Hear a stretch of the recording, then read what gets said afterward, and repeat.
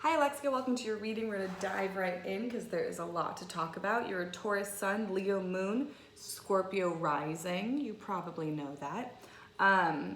Those are all fixed signs. So you have a lot of fixed sign energy. Fixed signs are stubborn and opinionated, but they're also really good at staying true to their word, and they're dependable and loyal. Fixed signs make really good friends. They can just be kind of stubborn and opinionated. So just know that about yourself. So you're a Taurus sun at the 9th degree in the 7th house. So the 9th degree is important because that means the 9th year of your life was a pivotal year. Something happened, something changed, something shifted, which changed your life. These aren't usually things that just they're not usually like quick things that drop into our life. It's generally that the 9th year of your life, things happened which shaped your reality. Now 9, it's like you don't really have a lot of freedom when you're a 9-year-old. So this could show up as moving or changing schools, getting a new sibling, getting a new parent. There's all sorts of different ways that this can show up in our lives. It might not be something as big as that. So reflect upon your 9th year of life and kind of ask yourself, how did I change? How did I change during that time? What lessons did I learn? What things came to pass during that time? Your 39th year of your life and your 69th year of your life will also be pivotal years in which things change and shift and grow. Taurus sun in the 7th house, definitely someone who wants to be in a relationship. I mean, I hate to just throw that out there within the first 2 minutes of this reading, there you go, boom, you want to be in a relationship. I mean, I'm doing a synastry reading for you as well, so you're in a relationship, so at least there's that. But there's definitely the idea of fairy tale love here for sure. Partnership is just very important for you in general, even if it's not specifically romantic partnership. Partnership is really important. You don't like doing things alone, and that's not about codependency. It's just you like to have someone's hand to hold while you go through life, while you do big things. You just rather have someone there by your side than be, ultra independent. There's nothing wrong with that inherently. There is a potential for people with a 7th house sun to marry later in life, but honestly, the synastry reading is really good, so I don't know. We'll see how that goes. Taurus suns, they are they like sensual experiences, and sometimes we think sensual and we just think sex, and yes, that does fall under it, but sensual is in the senses. You like good food, you like soft sheets on your bed, you like soft clothing as well, you like things that smell good, you like having flowers in your home because they smell good but they also look good, and you like to feel good. You like feeling good, you like looking good, you like things that taste good and smell good and sound good. Taurus is sometimes have really beautiful singing voices as well. But yeah, you really just care about the tangible things in this world. And, Tauruses, they like real fancy cuisine, but they also just really love some fries from McDonald's, right? So it's pleasure and luxury, but also just enjoying the experiences of your 5 senses is very important to a Taurus. A Leo moon is very proud, loud and proud. They love hard, they fight hard.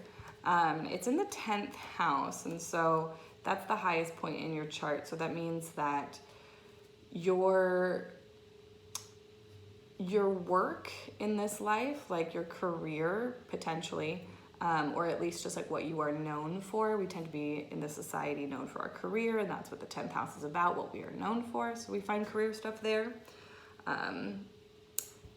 So working with women, working with your mother, those are things that we can find with a 10th house moon.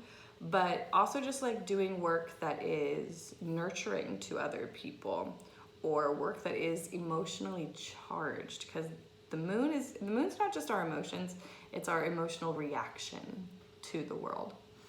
So when you are not in full emotional control, your Leo moon comes out, and Leo moons can roar Leo moons do move from their heart, like you're very heart centered. You move from a place of your heart, which is just different than other emotions. You know, the heart can roar, the heart can love. It's not quite as sad as far as emotionality goes.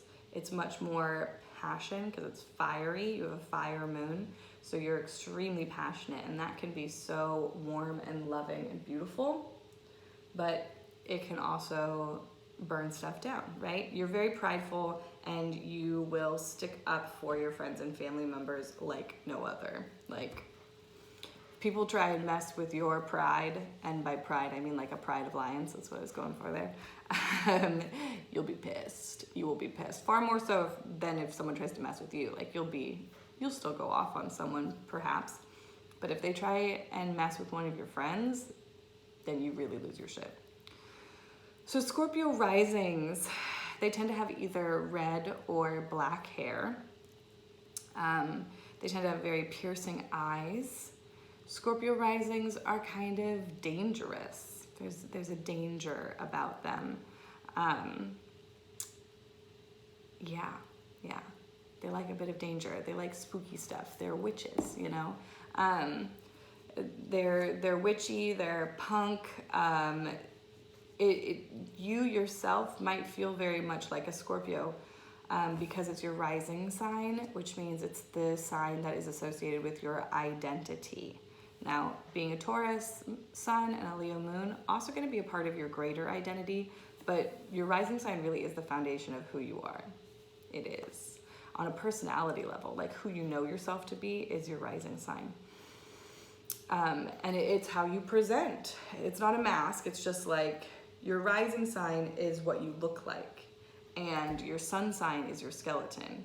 If I was looking at different pictures of myself, I would be able to pick myself out based on what I look like. But if I was looking at those same pictures, but just of the skeletons, I wouldn't really know which skeleton's mine, right? So I identify as this person I can see, even though my skeleton is important and holds me up, and it, you know, has its own weird things that are unique to me. I'm still my rising sign more so than my sun sign. So Scorpios are hardworking, intelligent.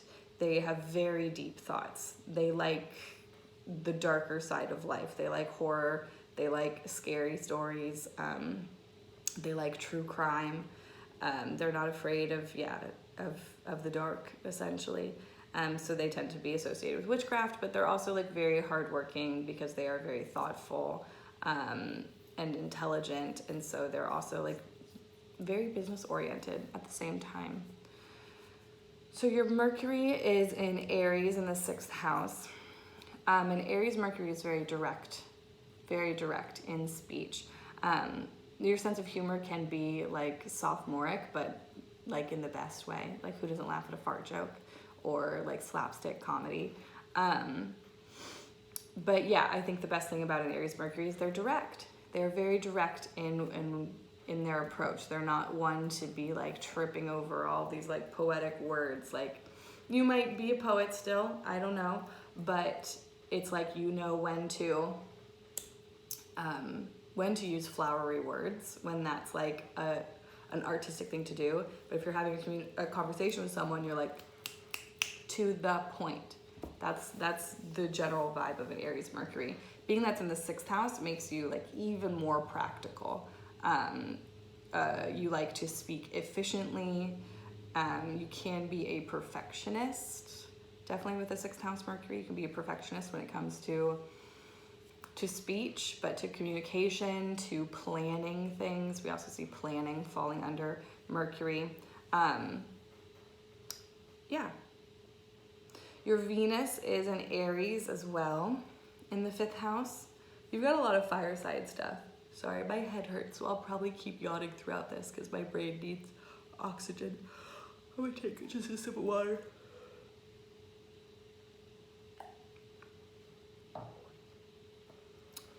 Venus and Aries in the 5th house. That's a fun placement. Venus and Aries. You can fall in love quickly. You can fall out of love quickly. You need love to be passionate. You also, however, need independence in love. Like, you do want it to be passionate, but you don't want it to be like all consuming and constricting.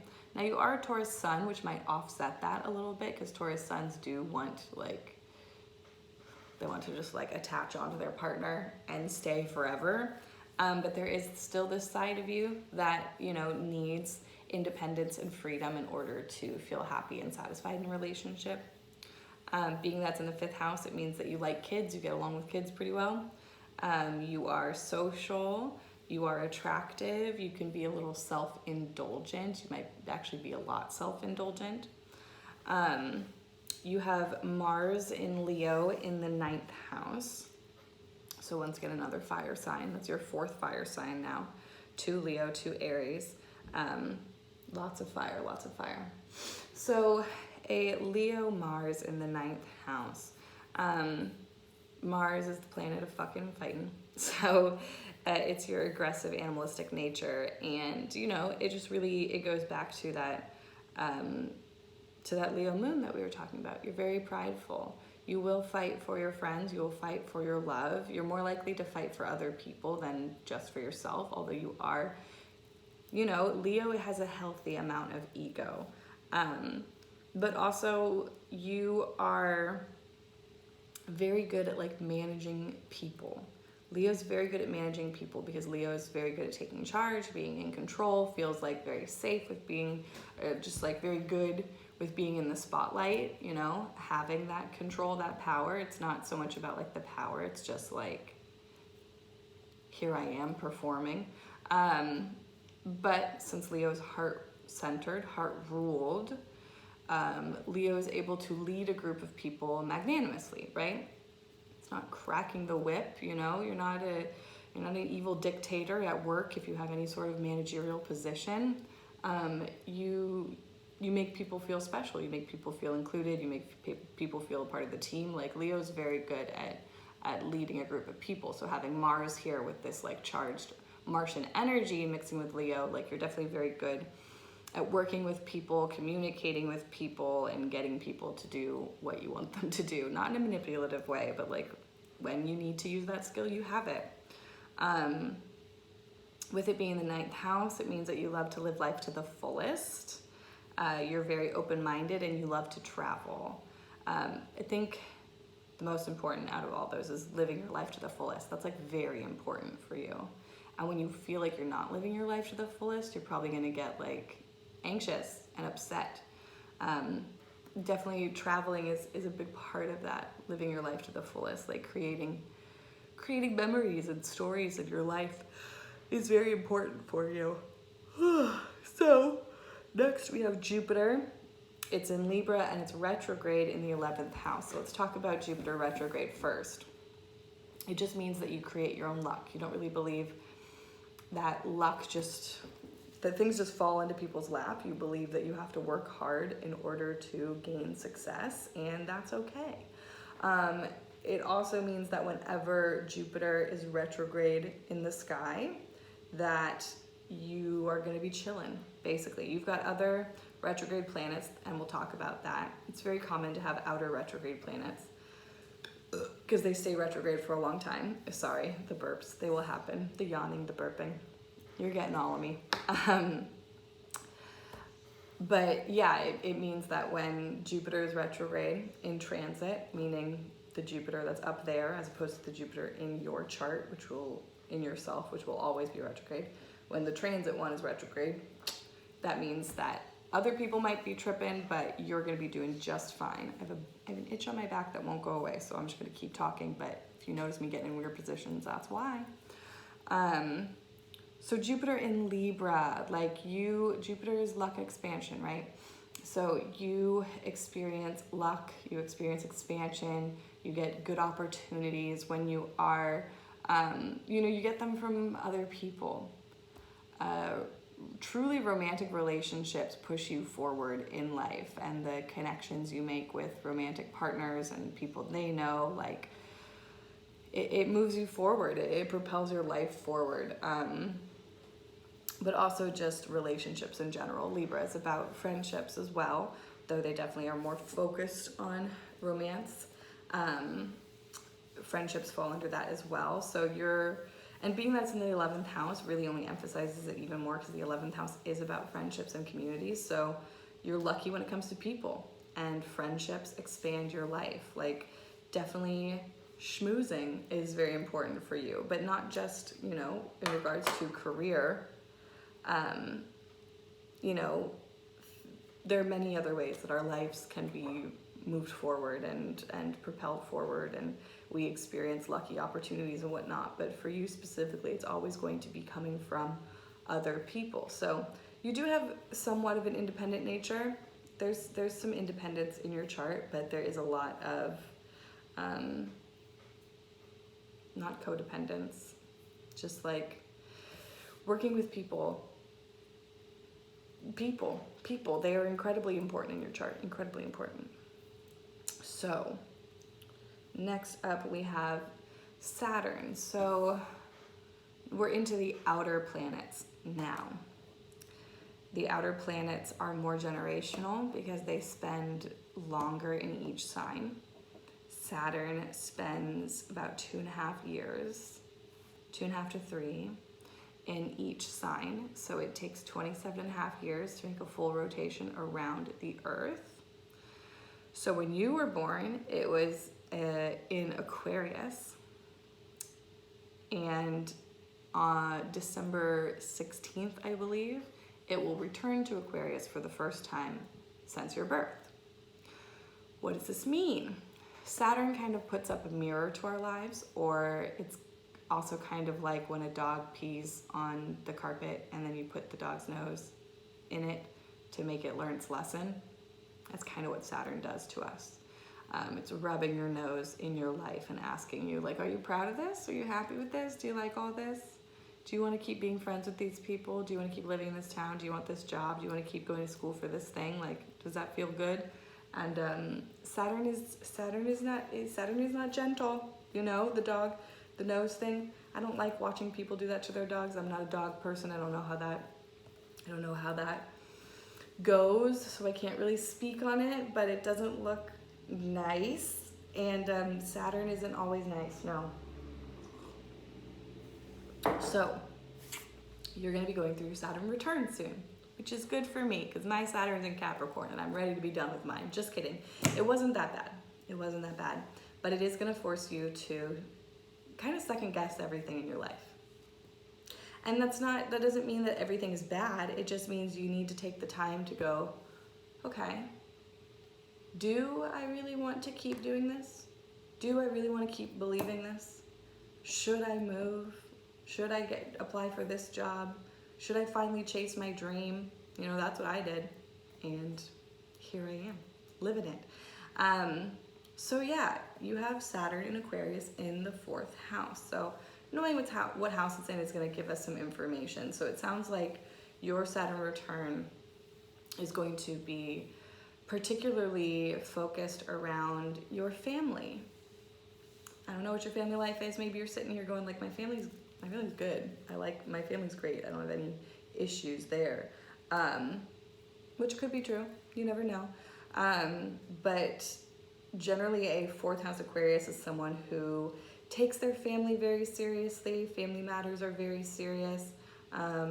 You're likely to be a very good parent when you decide to be one, if you decide to be one, and you usually will be the person to take care of your parents in old age. You will be your parents' caretaker, or whoever raised you if it was not your parents. You will be the ones taking care of them. Now, I don't want to scare you about Saturn being in your 4th house during your Saturn return. It just means that family matters, family issues will have a particular relevance for you. You're going to learn other lessons throughout your Saturn return. It's not just going to be about family, but being that you have a 4th house Saturn, family's going to play a big role. So maybe that means setting boundaries. Maybe that means moving back in with parents. Maybe it means moving away from your family in your hometown, you know? It could show up in a lot of different ways. Anyway, it will transform you, and it may be a little tough, but it will be for the best. And you're going to go through another Saturn return. So the more you hunker down and really focus in on these lessons now, the easier your second Saturn return will be. I believe I haven't had a second Saturn return, so I don't know for certain. But second Saturn return usually happens in like our mid to late 50s. So next up is Uranus. You have it in Capricorn in the 3rd house, and it is retrograde. Excuse me.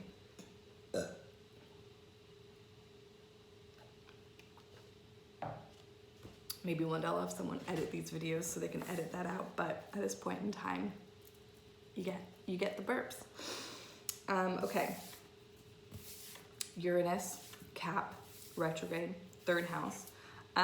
So this just means that you have a particular fear around change, and it might be like a somewhat irrational fear, like around changes that like you really aren't in control of or can't prepare for, changes that maybe are very unlikely to happen. There's just like this certain fear and distrust there. There's also a distrust with technology, people with sorry, I got a notification and I looked at it, so it distracted me. People with a Uranus retrograde tend to fear technology. So sit with that, check in with that, see how it feels for you. A 3rd house Uranus is someone who has a very creative mind. You have creative thoughts, you have unique ideas, you might have an interesting way of speaking and articulating yourself. Like there's just something that's like a little different about the way in which you communicate and think. Like you definitely can be a bit of a contrarian perhaps. Like you just think differently than other people, especially since your Neptune is in Capricorn, also retrograde, also in the 3rd house. So Neptune is a little bit more dreamy creatives. Well, Uranus is like weird. Neptune is like trippy. And so having both of those in your 3rd house just means that like your mind is so interesting. The things you think are interesting. You have vivid dreams and vivid daydreams. Your inner world in your mind is just a very unique and interesting place. You can sometimes get a little confused or lost in there with Neptune there. But ultimately it's like very creative. It's a very, very, very creative mind that you have. So you've got Pluto in Scorpio retrograde in the 1st house. Pluto retrograde. I want to say that it adds just a certain kind of intensity to this planet. Having Pluto in the 1st house can mean that you can really obsess over yourself, how you are perceived by others, like what your identity is. You've maybe had identity crises before, being like, I don't know who I am, I don't know what I am.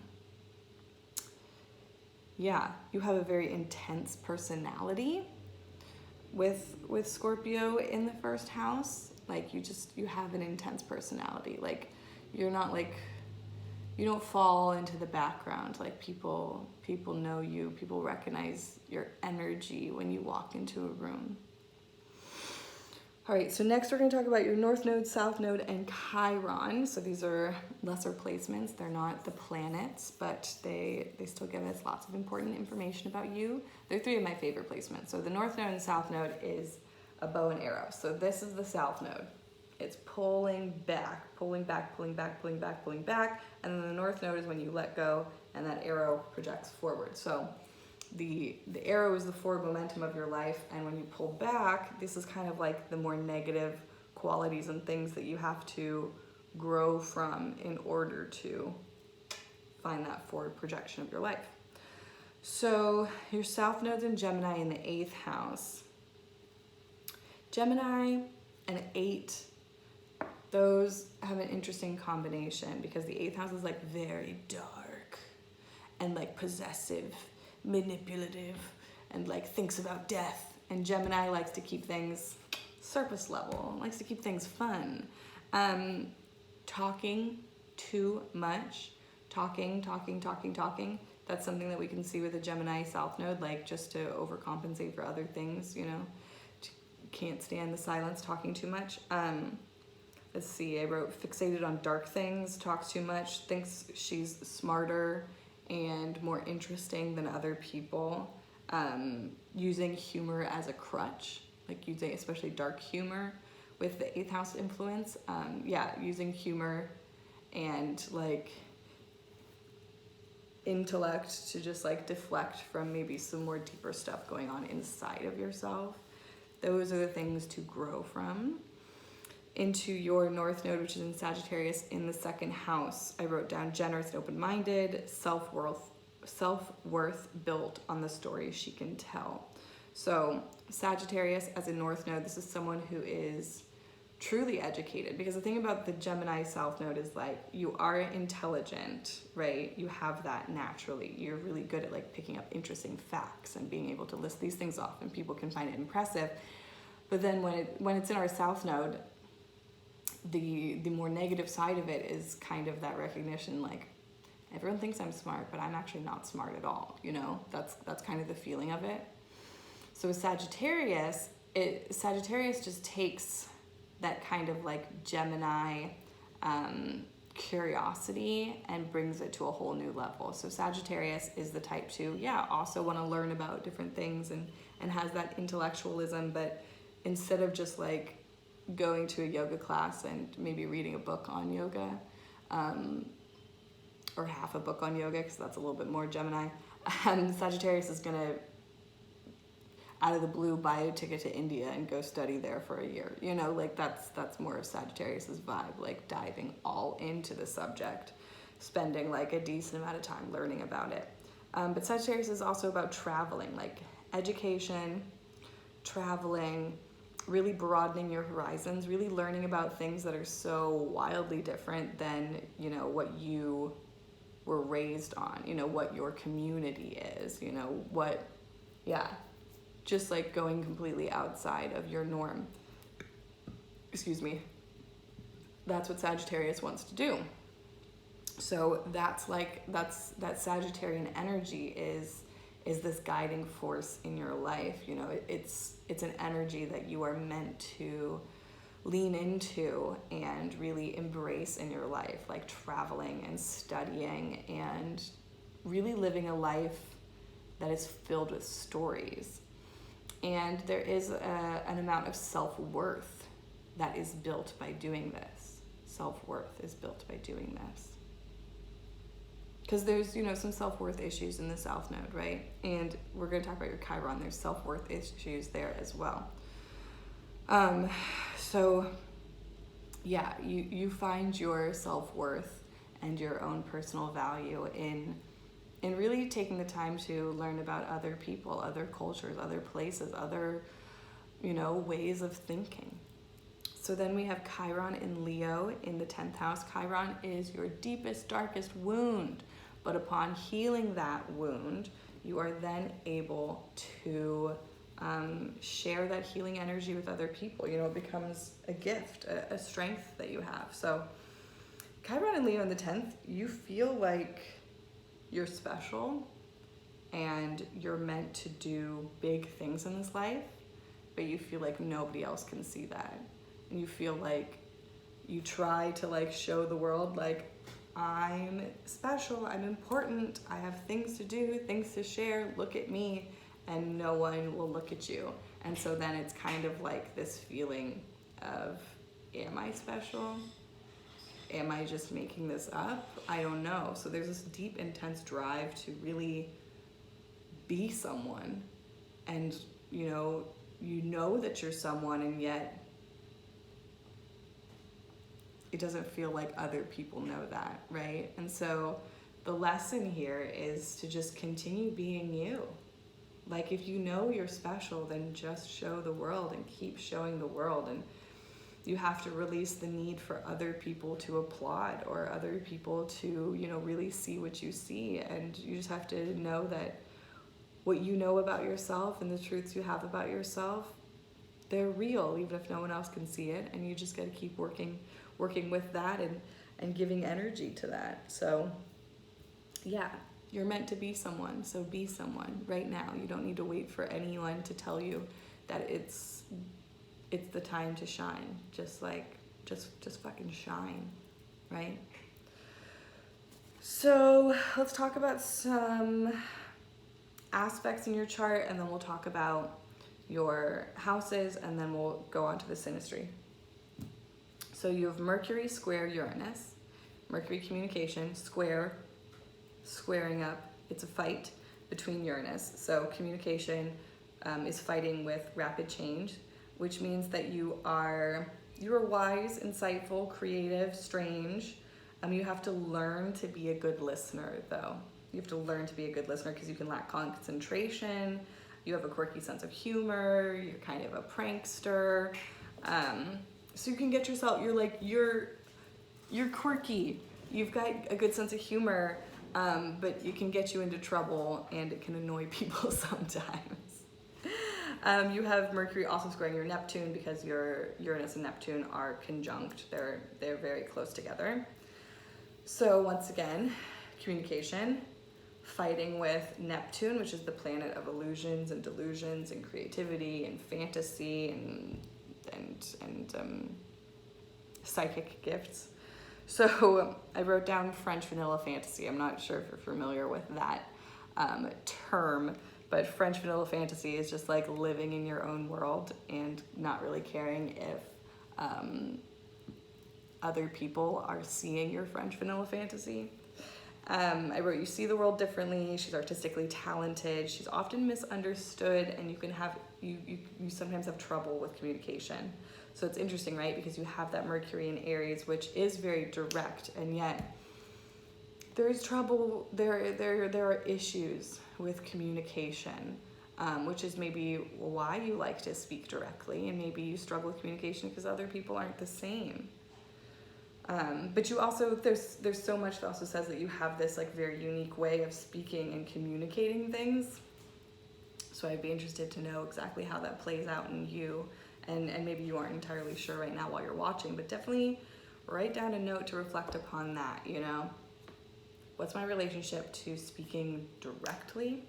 And then what's my relationship to having like a very creative, unique mind and approach to speaking? And like, are they just juxtaposed, or is there some sort of combining of that energy?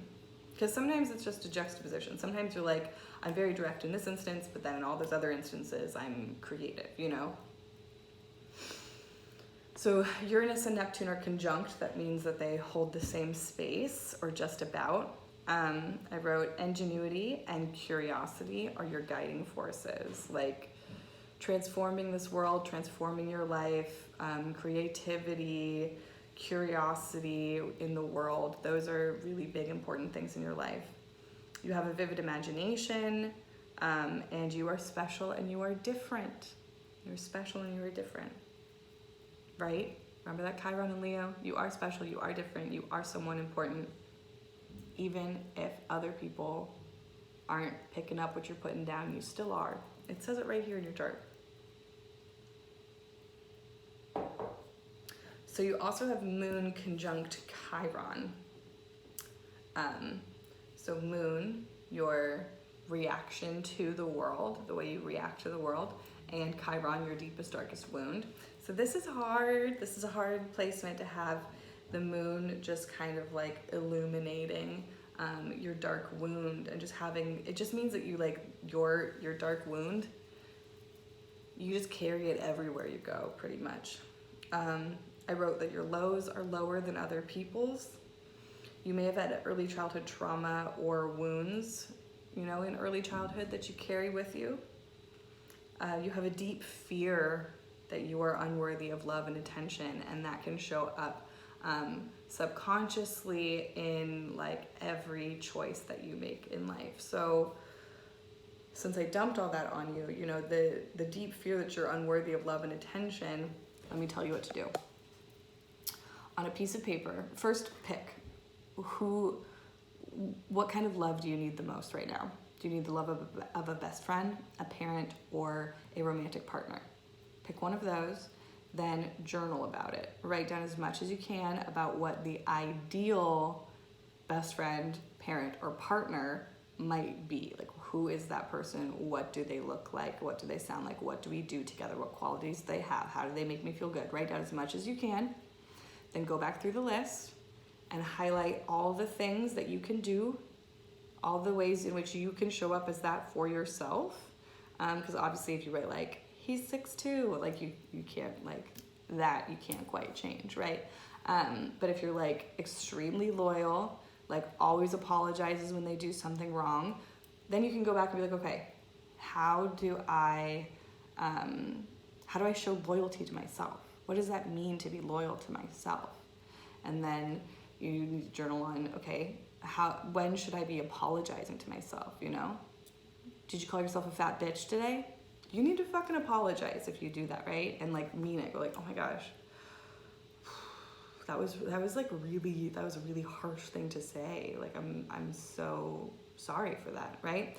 So showing up as your own best friend, parent, partner is going to help you like feel worthy of love and attention without needing external validation.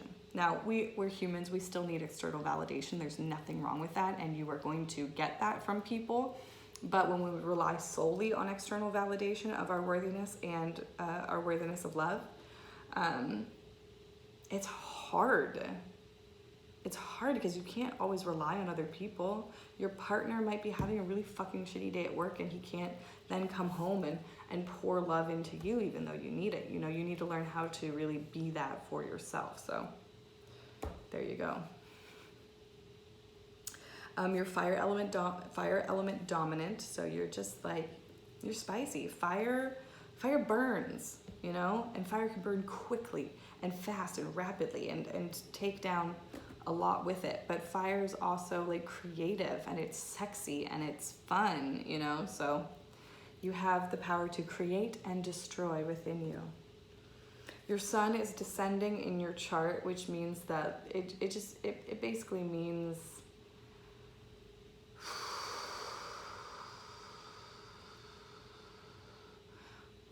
you're a full moon baby. I didn't write that down. You're a full moon baby. No, you're not a full moon baby because it's your rising sign. You were born exactly 12 hours from sunrise. That's all that means. No, it just means that like it's really important for you to have people in your life. Like I already said it. You know, I was trying to think if there's like anything else about sun descending that I haven't pretty much already articulated that's necessary, but I think we're good. Moon and Chiron are on your MC, which is your midheaven, your imam coli. Like, you know, it's MC, medium coeli, the highest part of your chart. Don't worry about everything I just said for the past 5 seconds. Your moon and your Chiron are on your midheaven, the highest point of your chart, which is the point of our chart that points towards our career, our public standing, what we're known for.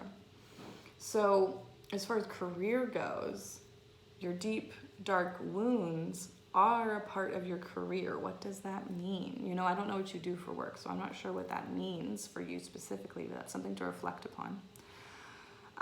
It could also mean that like people are just very aware of your deep, dark wounds. You're not someone who keeps it very hidden. Like people know that there is sadness and unworthiness that you carry around with you. And I don't know exactly what that means either or how that shows up specifically. These are just things to reflect upon. All of this is something to reflect upon and think about, like, okay, how exactly does this show up in my life? Because what I'm reading is energy. And what you have is personal knowledge about how that energy specifically shows up.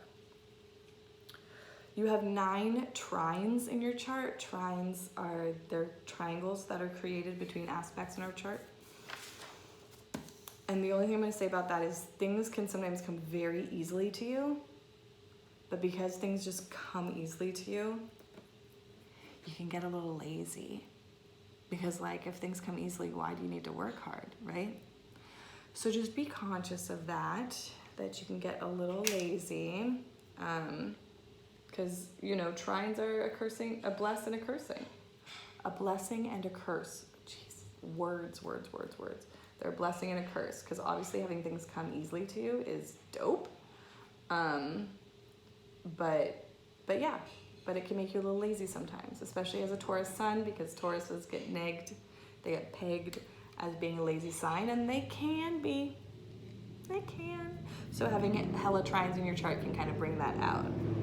It's just like, what is this? I'm just gonna, like, I never stop touching my hair, but like, I don't know what these guys are really doing right now. They're not doing it for me.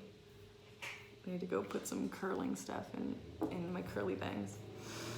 Okay, we're gonna run through your houses. We've already done the first house because that is Scorpio. That's your rising sign. I'm gonna take a drink of water and burp.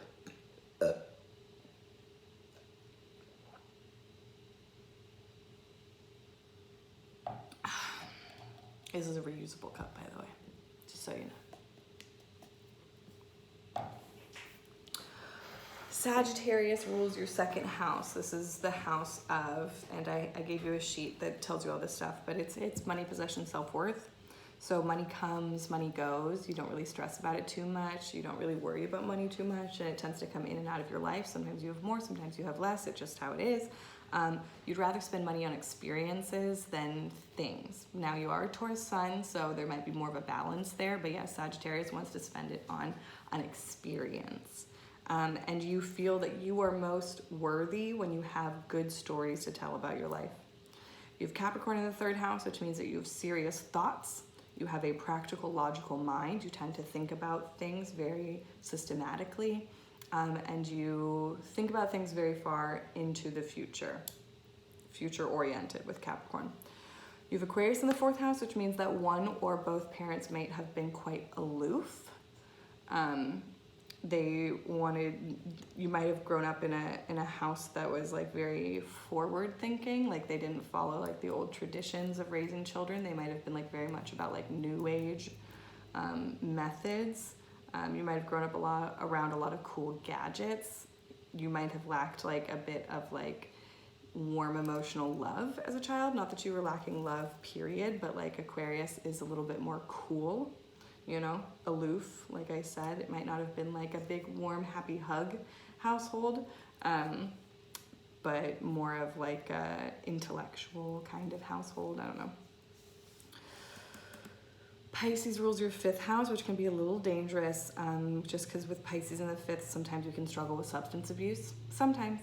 It might also just mean that sometimes when you get drunk, it just might mean that like you get blackout too often, and not, you know, like, you know, some people, like I have a friend who just, it took him like many, many years to realize when to like stop, because going from being just like very casual, just tipsy with his friends, and how quickly it can then go to like blackout, you know? Some people, like with Pisces in the fifth house, it just means that like substances affect you in a different way than most people, and that's how it is with my friend. Alcohol just affects him a little bit differently than other people. What else did I write down? You can lose yourself sometimes in false realities. You're incredibly creative. You have an incredibly vivid imagination. You're good with children. I don't know if you spend much time with children, but definitely good with children. Like very good at like telling stories and playing make believe with them. Yeah. Sixth house is ruled by Aries, which means that like physical work is something that you enjoy, like being able to work with your hands, being able to do stuff, physical work you enjoy. You like exercise and you like routine, but not if it's somebody else's. Like you like to be in charge, you like to be independent when it comes to exercise routine. Yeah, we can find like health in the sixth house, and with Aries in the sixth house, it generally means that you enjoy working out. Like it is an important part of your health and happiness. You have Taurus ruling your seventh house. And so the seventh house is legal partnerships. So when you're making any sort of legal partnership, which the two, I mean, marriage and business partners is generally what I think of. You want to mate for life. You want someone who's super dependable, loving, reliable, loyal, like all that good, honorable earth sign Taurus energy. Like you need that from other people. You like other Tauruses, you like other earth signs. They make you feel safe, they make you feel good, you understand each other on a deep level. Gemini rules your eighth house, so you enjoy thinking about dark things, you enjoy thinking about death and and power struggles and kind of those like the big scary dark stuff of life is what we find in the 8th house. And Gemini enjoys thinking about it in a logical way, enjoys kind of like studying, maybe even like other people's death practices, and just like has this information about death and darkness and taxes and inheritance and power struggles and structures and whatnot. Like Gemini is very like interested in it, but on a very surface level, right? You don't really let yourself dive deeply into death. Cancer rules your 9th house. So this is your personal life philosophy. The point of life is to care for others. That's what I wrote down. Like, you believe that we are here to truly nurture and help other people. You may also have this deep belief that you're meant to be a mom, which is totally okay. I want to let you know as a feminist that that is absolutely fucking great. I mean, you might also be sitting here thinking like, that actually doesn't relate to me, Jasmine, but let me just get on my soapbox real quick. Like, yes, we need moms. We need people who want to be moms, who believe that that is one of their destinies in this life, is to be a mom. That's great. That's wonderful. That is a part of feminism, is allowing people to make that fucking choice. Anyway, that's possible with a Cancer 9th house, but definitely like nurturing other people, caring for other people. That is your life's philosophy. Like, we are here to love and care for one another. Leo rules your 10th house. You're meant to lead. You're meant to be in the spotlight. You are meant to perform. You are meant to be creative. You are meant to be known for who you are and what you do and what you love. Like, you're meant to be in the spotlight with a Leo 10th house. You have Virgo ruling your 11th house, which means that you can be critical of your friends and the people you spend time with. You expect a lot from others in friendship. Like, you expect a lot from others. You tend to mate for life with friendships. Definitely earth signs in the 11th house, they mate for life. They only want to be friends if they're going to be like deep, true best friends forever. And so because of that, you can be a little critical. You can be a little critical of people. You expect a lot from other people, but that's because you also expect a lot from yourself in friendship. Like, you're not just like expecting a lot from other people and not giving it back in return. Like, no, you have a high standard for yourself for being a friend, and you expect that from other people as well. Libra rules your 12th house. And so there's this deep desire, this deep like pulling need to be loved. And kind of like you feel as though if you aren't loved, then you aren't alive. I know that's weird. It's a weird thing to say, but that's definitely what I get from a 12th house Libra. We get our own personal death, not like a literal death, although sometimes, I don't know, I guess we could probably find literal death here as well. But it's connected to our past lives, so it's this liminal space, and it's this transition. So we go through this death once a year. It's Libra season now, which means that you are going through your metaphorical death right now, and you will be reborn again in Scorpio season once the sun is in your 1st house. So this is a time when we want to isolate and pull away from other people and just kind of like sit with our thoughts and figure out who we are and how we're changing. And it's kind of like a molting period, right? You're molting, you're shedding old skin right now.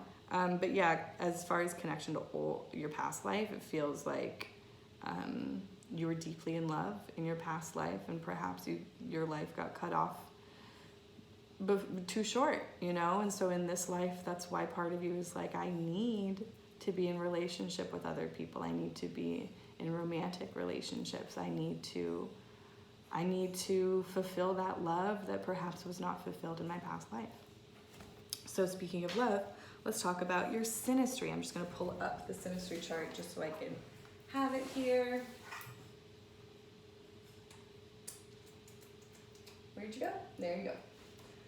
Alexia and her partner. So, okay, because I wrote the notes and they kind of felt like they were out of order, so I don't want to read them as is. Yeah, that we talk about later on, so we'll start with that. So your top 3 is good. Your sun, moon, rising is good, right? Because he's a Capricorn and you're a Taurus. both earth signs, which means on a deep, deep level, you guys just do things the same way. You might have like slightly different ways of going about it. Taurus is a little bit slower than Capricorn is. Capricorn moves a little bit faster than Taurus, but like you both agree that you guys like to make plans and have routines, and you prefer staying in. Not to say you never like to go out. You guys definitely you definitely like to go out, but like, you know, you both really appreciate your home, you appreciate jobs, you appreciate loyalty, dependability, like moving slow. There's the earth sign qualities. That's good. You both have Leo moons, which is good because you understand each other's emotional reactions. Like, you don't have to explain yourself. There's no confusion there. It's just that when you're both Leo moons, it can probably get a little intense. You guys can definitely argue, but at least you guys are going to understand, you know, immediately, like, the energy behind it, right? You might have to like explain where you're coming from because you're arguing about some sort of miscommunication perhaps, but you're going to understand the energy that the other person is bringing because you guys have that same moon sign. And then your rising signs are yours is Scorpio and his is Capricorn. Those create a sextile. That's a good relationship between those two as well. Scorpio and Capricorn are very similar. Like, they're both very powerful, a little dark, a little moody, like sarcastic, like spooky things. Like, there's definitely a beautiful relationship between Scorpio and Capricorn. Your Venus is Aries and his is Sagittarius. So that's good. That creates a trine because they're both the same element. And having the same element is going to be very good because you guys both are very passionate. Like, love is passionate. It's supposed to be passionate and exciting and beautiful and special. This little flame you cultivate. And it is good that it's Aries and Sag and that neither of you guys have Leo. There might be a little bit of a struggle if it was an Aries Venus and a Leo Venus, or a Sag Venus and a Leo Venus, because Leo is fixed. Remember, Leo's fixed. It stays in place. Whereas like Aries and Sag both need some freedom.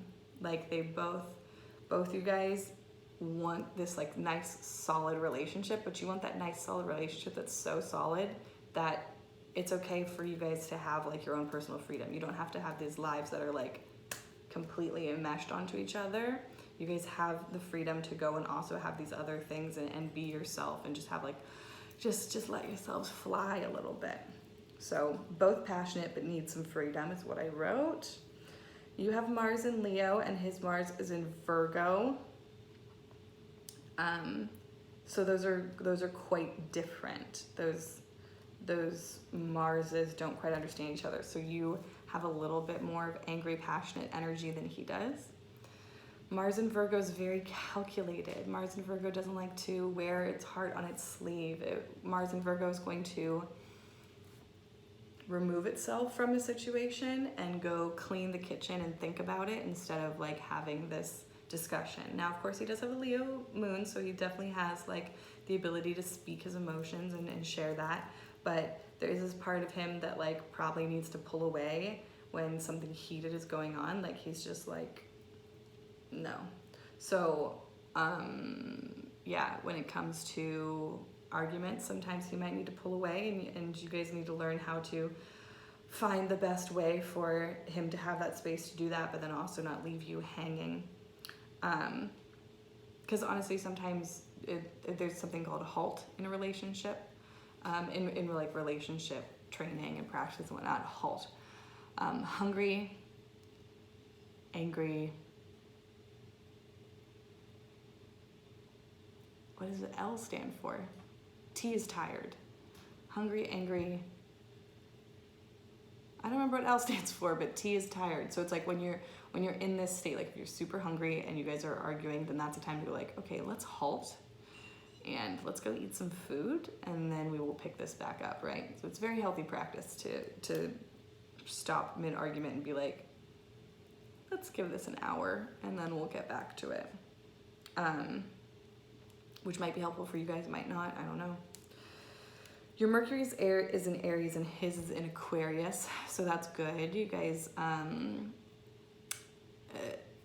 Aries and Aquarius like each other. You guys have similar, but definitely not the same type of communication style.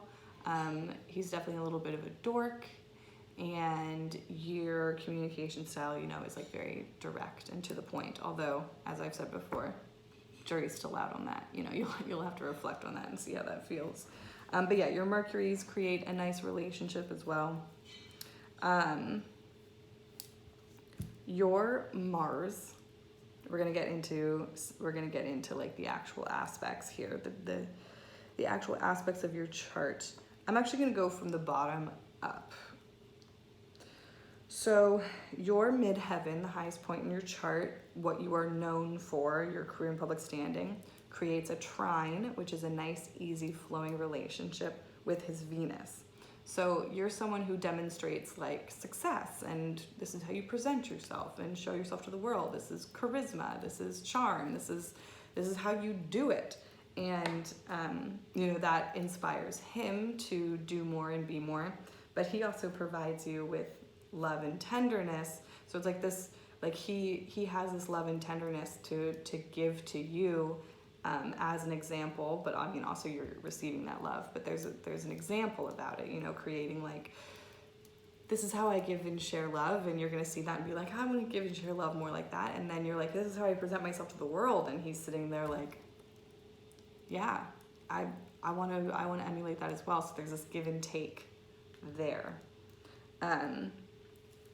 Your Jupiters, both of your Jupiters create a sextile, which is just a good relationship. It's kind of like your Jupiter and his Jupiter are best friends.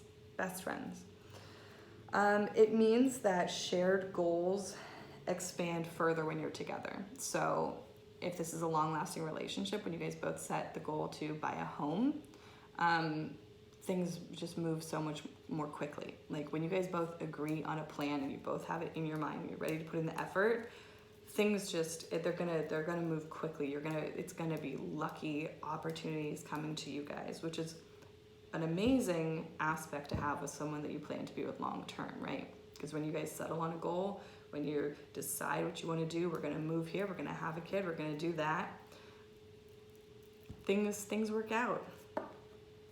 Your Jupiter creates a sextile with his moon as well. So your Jupiter is best friends with his moon sign. And what I love about this placement is it means that you both truly want to make each other happy. You both just truly want to make the other person happy and want their life to be good and happy. So your ascendant, your rising sign, that Scorpio rising of yours, is in a square with his moon. So your rising sign, however, fights with his moon sign.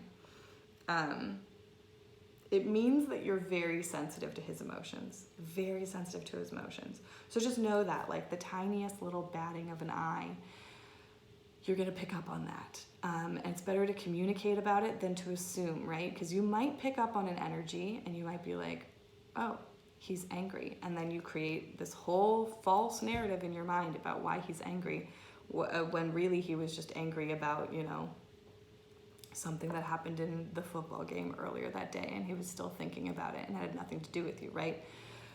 But you're just so sensitive to his emotions that you assumed it was about you, and yada yada, and it snowballed, right? So just being conscious of that, like you're very sensitive to his emotions. So if you are experiencing an emotional shift in him, just being like,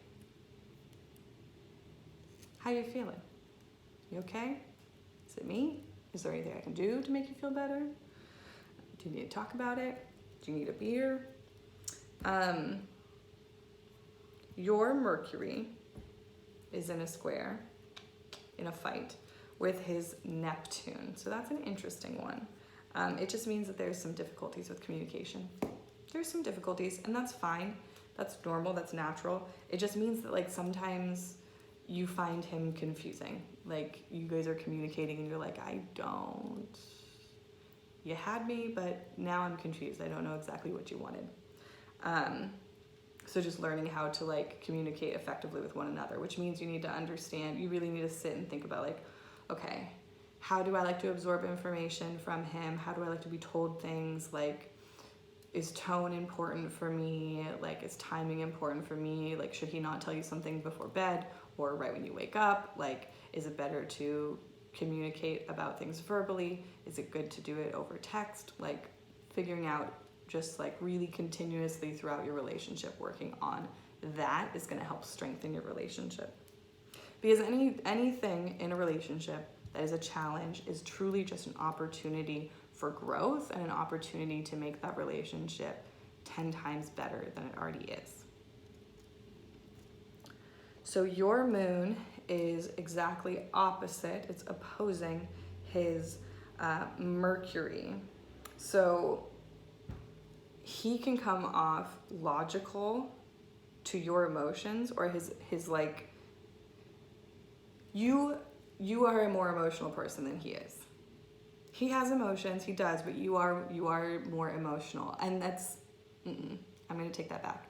You are more outwardly expressive with your emotions than he is. He is more emotionally reserved. He has plenty of emotions. He is a double Capricorn with a Leo moon. Homeboy has lots of feelings, but he probably keeps them way more bottled up and caged in and prefers to talk about things very logically, whereas you're very heart-centered, remember? So you're going to sometimes be triggered by how he wants to go about things very logically, and you're like, dude, I'm coming from the heart here. I can't do logic right now. I'm not doing logic stuff. I'm coming purely from right here, and I need you to meet me at this place, right? So once again, that's about finding that balance, you know, letting it, just understanding what you need in those scenarios and how he can support you, and then just also taking the time to be like, and what do you need from me, you know? Do we need to, you know, like, I just, yeah, give and take. You need to ask stuff from him to help make this better, and then you need to give him the opportunity to think what he could possibly need from you, and then discuss that, find that middle ground. And then once your communication's on point, you know that, like, your relationship is just completely unfuckwithable, right? Because when you can actually, like, appropriately communicate about things and then integrate that communication into the practices of your relationship, they're solid. Now here's why I moved from the bottom up, because now we're getting into the good stuff. Your Venus is in a trine with his moon, so the energy flows like a river. Your Venus, his moon, so we've got love and emotions, lots of energy flowing there. You both feel understood and loved by the other. This is a marriage aspect. That's all I'll say. But yeah, you both feel very understood and loved by the other. Like, at the end of the day, like, there are ways in which you guys struggle to communicate sometimes, but ultimately, like, what's solid is that you both are like, you want to make each other happy, you feel loved, you know, you like truly understand each other. It's not that you don't like understand each other, it's just that every now and then when you communicate, it can get a little confusing and you guys can misunderstand each other. But on like a deep soul level, like, you understand each other. Your sun is in a sextile with his Saturn, so your sun is best friends with his planet of adulthood and responsibility and long-term planning. So this creates a long-lasting bond, and you guys are able to work on long-term goals. Saturn always thinks long-term, so he sees in you long-term. Like, this is long-term when he looks at you. And then last one is that your Mars is in a trine with his Pluto, so your planet of fire, aggression, animalistic, powerous, is flowing energy to his planet of transformation. And this creates an extremely powerful bond between the two of you. So honestly, if you're asking me, seems like this is a keeper, and this is a very long-lasting relationship, and it will continue to be healthy and happy and beautiful and powerful, just so long as you guys take the time to understand the ways in which you best communicate and how you best communicate with one another, and just continuously checking on that, you know? Checking in, like, okay, how are we communicating with one another? maybe this isn't working, maybe we need to try it this way. Just, yeah, continuously focusing on communication, because at the end of the day, you guys have a lot of aspects that promote like a very long-term relationship and like a lot of health and happiness, and you guys both really love each other and really want the best for each other. So as long as you continue to work on that communication stuff, then you guys, I don't see any reason why this isn't a partnership that would last forever. So there you go, my dear. That is your reading.